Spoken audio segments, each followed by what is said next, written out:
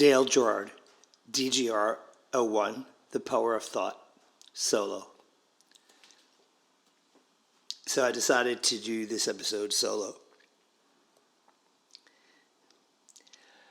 The power of thought.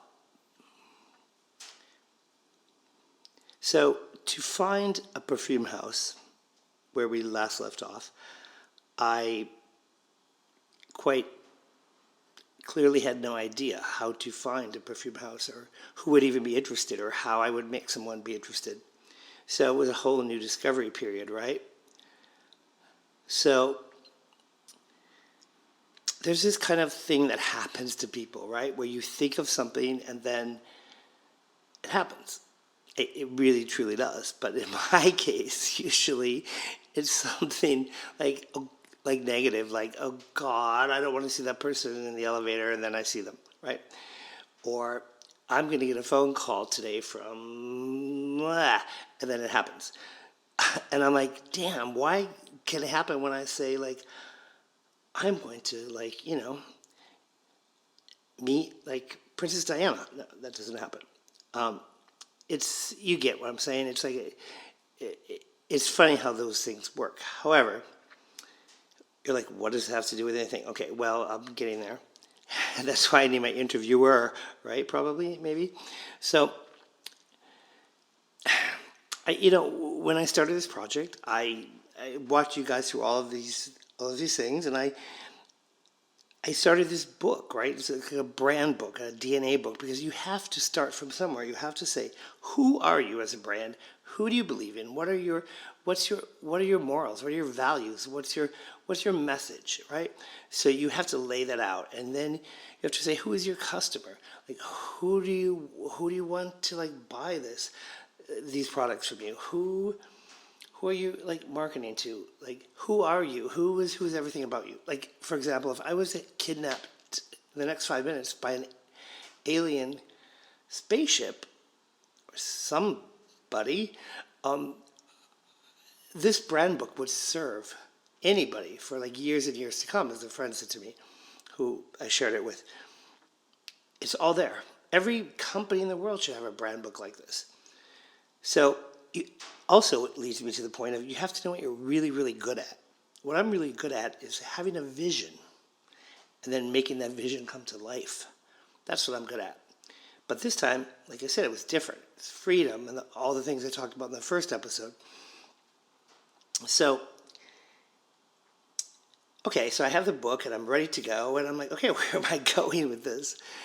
And I thought, well, okay, will I have to go to Paris? Will I have to go to Italy? Will I have to go to Dubai? I don't know. Will I have to go to make this happen? And little did I know that in New York City it can happen. So through the graciousness of a friend by happenstance, obviously meant to be, I met this wonderful, incredibly genuine, kind, sincere, giving man who, like me, I think that's where we connected, leads from the heart, not from the ego. And his name is John Christophe Legraves, and he's the owner and founder of Third Man Fragrances. And he happens to be connected with, the perfume house IFF, which is a major, only kind of perfume house, if you ask me, in New York City. So through all of that, through hanging out, having some drinks and connecting, I was able to be introduced to IFF. Through that, I was able to meet Frederic Pinot. And I'm murdering French names, I realize that. But he was the head of niche fragrances at IFF. And, the conversation I had with him was so encouraging and enlightening. He was like, look, we like to be involved with people who are entrepreneurs, people who have fresh ideas, people who are new. And that was enough. That was all he had to say. And, he also said something that was crucially, more important than anything, and it may seem obvious to you, the listener, but is that you have to love your fragrance. You have to love your fragrance, because if you don't, no one else will. So don't even waste our time, don't waste your time. You have to love your fragrance. Hello, yeah, for sure. But so, like I said, it may sound that way to you, but it takes on a different meaning. Point is, he was fresh, he was new, and I liked it. So you go forward with that, and I didn't need to look anywhere else, and I felt comfortable, and it was a good match, right? So back to the power of thought. So I thought I knew when I was writing this brand DNA book that eventually I would have to share it with a perfumer, or as sometimes they're called, a nose. So even though I knew what I wanted in my mind, can you imagine what it's like to just like take a minute here. Can you imagine what it's like to have a scent in your mind that you know that you want, and then find a way to have to explain it to someone to make? Because I knew what I liked. I knew what smelled good to me, what didn't smell good. But I'm not a chemist. I'm not a professional nose. These people who are geniuses who do this for like a living, you know, and nothing's done by yourself, by the way, mind you. So, okay, so I thought, well, listen, the more information in, again, this magic brand DNA book that I have for this person, whoever it is that I meet, the more information, the more successful the fragrance will be. I knew that for sure. I mean, some things you just know, right? So through a bit of trial and error, bumps along the road, I eventually, magically, love that word, magically, found another amazing person. And his name is Pascal Garand. I think I pronounced that one right. Maybe. Anyway, he's the coolest, like, amazing person. He's worked on major projects from Tom Ford to Armani to, I think, even Calvin Klein. I'm not sure. Anyway, he's a wonderful man, and super intelligent, smart, and there was a connection there, and you have to have a connection. This is what I learned. This is what I know. This is what everyone should know. If you want to do a fragrance, this is what you have to do, because you're not a chemist, you're not a perfumer, you don't know how to like do these things. You need someone who is your equal kind of balance, right? Because everything's about balance. This makes perfect sense. So it was Pascal, and we had conversations, and he had enough information about me and what I wanted that it probably was overloaded. And through conversations and just honest, really kind of open beliefs, thoughts about this whole kind of scent thing that I wanted to do, we created the most incredible thing together. It's not me alone, it's Pascal and myself. So,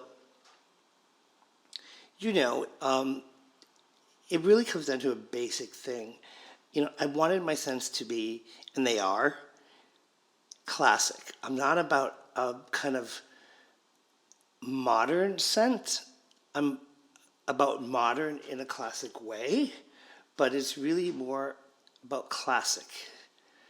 And then I had to find someone to bring it into modernity, to bring it into now. Because, I was like basing my things on scents that I used to wear. And now if you wear those same scents, they don't have the same feeling. You know why? Because they're not modern. They're not now.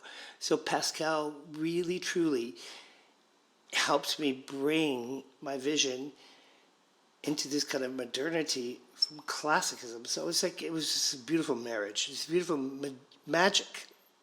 Two magicians together creating these incredible scents. So, yeah, so it's retrack, reback, like all through this person, through that person, through this, through that episode, through that, connects me to this wonderful, like incredibly talented individual who helps me create these amazing scents. So to kind of bring this whole like episode to a conclusion, it's like when I was doing the brand book, right? And I was writing everything, and I was like explaining like how I grew up on a farm, and what the sense that it inspired me, and the fresh air, and the cleanliness, and the how fragrances played such a major role in my entire lifetime, and how I started to mix fragrances, et cetera, et cetera. The more information that I put into this book, I knew would be useful on so many levels, and especially, in creating the scent, and it was. So the power of thought that way, even though I didn't know, because it was written 7 months before I even knew who the perfume house would be. I knew that this information would be taken by someone who could make it happen. So that power of thought there worked, because and in so many more ways to come, which we'll talk about in the future. But yeah, so it works. It works. Power of thought works. So we all should remember that, right? Because you think a negative thought, and it can happen, but if you think of a positive thought, it can happen as well, easily as well. I just realized that I may have sound a bit like Liza Minnelli. I don't know, but that's so odd. Why would I sound like Liza Minnelli? Anyway, we'll talk soon.